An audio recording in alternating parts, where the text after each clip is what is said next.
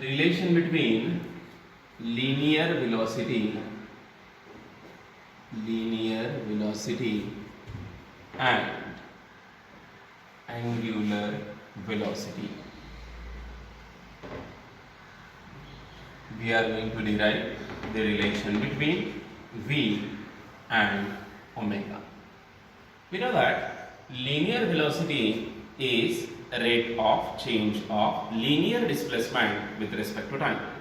What is angular velocity? In last lecture we have defined angular velocity as a rate of change of angular displacement with respect to time is angular velocity. Now we are going to derive the relation between v and omega. Just like in the derivation of relation between linear displacement and angular displacement, we are going to repeat the first 3 or 4 steps as it is.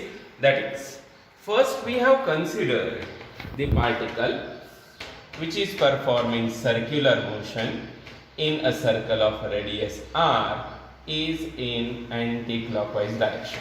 That is, consider a particle performing circular motion with radius r in anti-clockwise direction.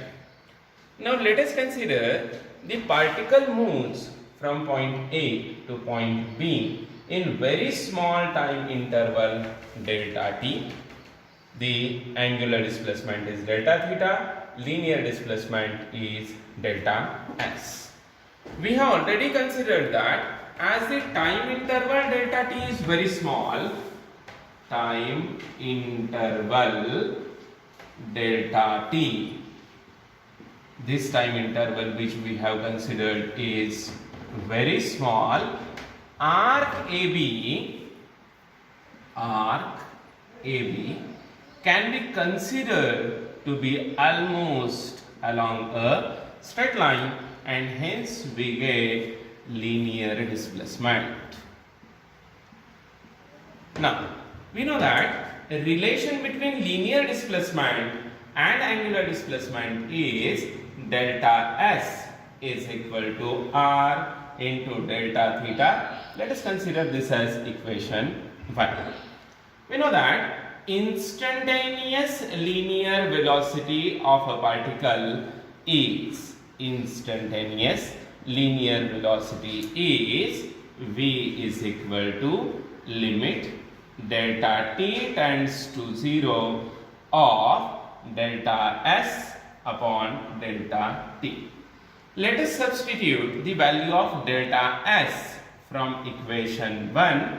We get v is equal to limit delta t tends to 0 of, instead of delta s we are going to write r delta theta divided by delta t as it is. Means we have replaced this delta s by r delta theta.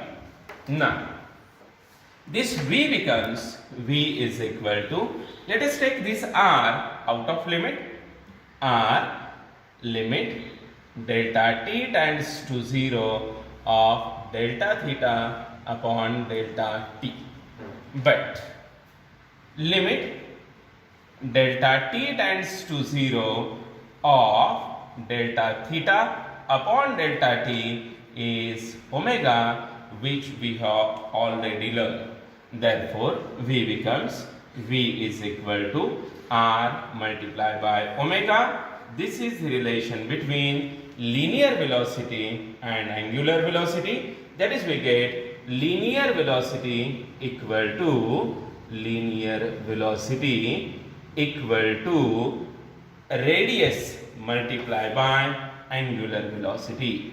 Radius multiplied by angular velocity. This is the relation between linear velocity and angular velocity. When we consider the direction of this linear velocity is always tangential to the path. That is, at point A, this will be the direction of linear velocity, that is tangential to the path. Therefore, this velocity is also known as a tangential velocity, as this velocity is always tangential to the path. Velocity is known as tangential velocity. Also, V is tangential velocity. Now, in vector form, how to write this? In vector form, we have in vector form, vector V is equal to vector omega cross vector R, that is linear velocity is equal to angular velocity multiplied by radius vector. Note that vector V is not equal to vector R cross vector omega. Its explanation is just like explanation for delta S not equal to R delta theta. Now I am going to replace this delta theta by obviously omega. This is the direction of omega. R remains as it is. Instead of delta S, here we have V, means V is equal to, or vector V is vector omega cross vector R. जसं आपण delta S equal to delta theta cross R हे prove केलं होतं आणि हे wrong आहे तसं prove केलं होतं, तसंच या केसमध्ये वेलोसिटी ओमेगा क्रॉस आर असणार आहे, आर क्रॉस ओमेगा असणार नाहीये, कारण मघाचाच कन्सेप्ट आपण इथे यूज करायला लागलो. इथे आपण ओमेगा क्रॉस आर घेतलं तरच बी हा टँजेन्शियल आणि या डायरेक्शनला असणार आहे. अदरवाइज आर क्रॉस ओमेगा घ्यायला लागला तर हा वेक्टर आत जातो, जो कि आज नाही, बाहेर आहे, म्हणून vector V should be omega cross R. In next part we are going to prove mathematically how vector V is omega cross R.